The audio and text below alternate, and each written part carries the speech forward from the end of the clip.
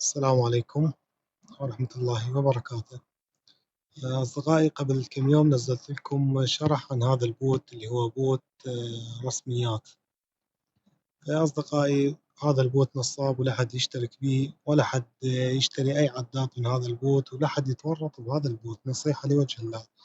مثل ما تشوفون أنا مشاركة الرابط عندي أكثر من 50 مشاركة، وجمعت نقاط أكثر من 60,000 نقطة. تمام. بعد ما جمعت النقاط وكملت ضغطت على قسم سحب الأرباح واختاريت ماستر كارد. مثل ما تشوفون كل 35,000 نقطة $5. ضغطت طلب سحب الأرباح فحولني على هذا بوت السحوبات. المهم، بعد ما دزيت لهم ستارت قال لي أهلا عزيزي إنه لازم أدز لهم النقاط وأدز لهم رقم الماستر أو رقم الهاتف حتى يحولوا لي الفلوس.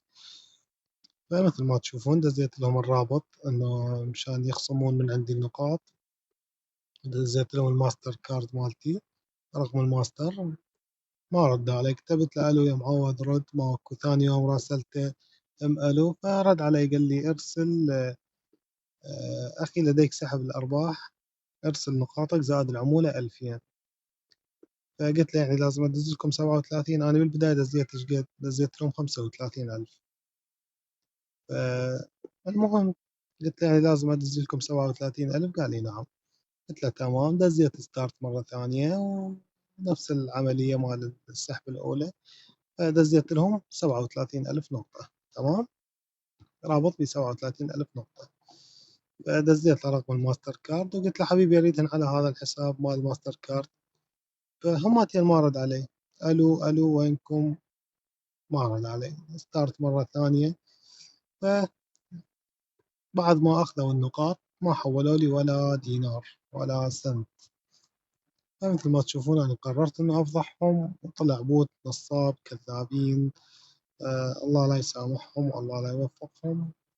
فقلت لهم إنه عندي قناة شروحات باليوتيوب راح أفضحكم وراح أنزل لكم منشورات بالفيس حتى العالم ما تتورط تشترك مرة ثانية بهذا البوت اللي عبارة عن نصب وحرامية. يعني مع الأسف عليهم، رابط غير صالح. المهم أخذوا النقاط بدون ما يحولوا لي أي شيء. ومثل ما تشوفون يقول لي تم حظر حسابك من دون أي ذنب. نصيحة لوجه الله لا حد يشترك بهذا البوت.